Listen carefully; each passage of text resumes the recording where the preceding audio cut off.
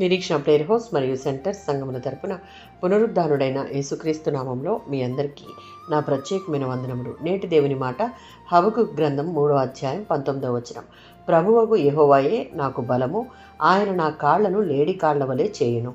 1వ అధ్యాయంలో హబక్కూకు ప్రవక్త యూదా దేశంలో పెరుగుతున్నటువంటి పాపాన్ని చూసి దేవునిని ప్రశ్నించినప్పుడు దేవుడు బబులోనీయుల ద్వారా యూదాను శిక్షించబోతూ ఉన్నట్లు తెలియజేశాడు.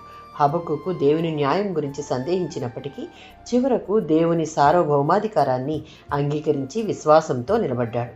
3వ అధ్యాయం 17-18 వచనాలలో పంటలు లేకపోయినా, గొర్రెలు లేకపోయినా, ఆర్థికంగా నష్టపోయినా దేవునిలో ఆనందిస్తానని విశ్వాసంగా ప్రకటించి 19వ వచనంలో ప్రభువైన యెహోవాయే నా బలము అనగా మనుషుల బలం, సంపద కాకుండా దేవుడే నిజమైన బలము అని చెప్తూ ఉన్నాడు. 18వ సంకీర్తన 2వ చరణం. యెహోవాను ఆశ్రయదుర్గంగా చేసుకునే వారిని రక్షించే రక్షకుడుగా ఆయన ఉంటాడు. యెషయా గ్రంథం 40వ అధ్యాయం 31వ వచనం. ఏ పరిస్థితుల్లో ఉన్నా మనం దేవుని కొరకు కనిపెట్టుకునే వారంగా ఉంటే మన బలహీనతలో దేవుడు నూతన బలాన్ని ఇచ్చి దీవిస్తాడు. ఫిలిప్పీలకు రాసిన పత్రిక 4వ అధ్యాయం 13వ వచనం.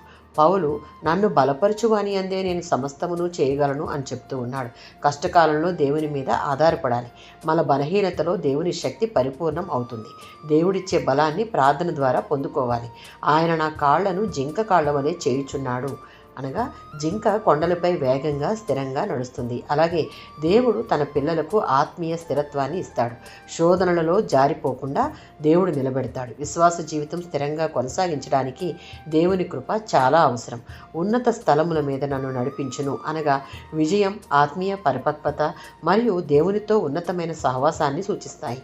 దేవుని చిత్తంలో నడిచినప్పుడు ఉన్నతమైన ఆశీర్వాదాలను అనుభవిస్తాం. ఆమేన్.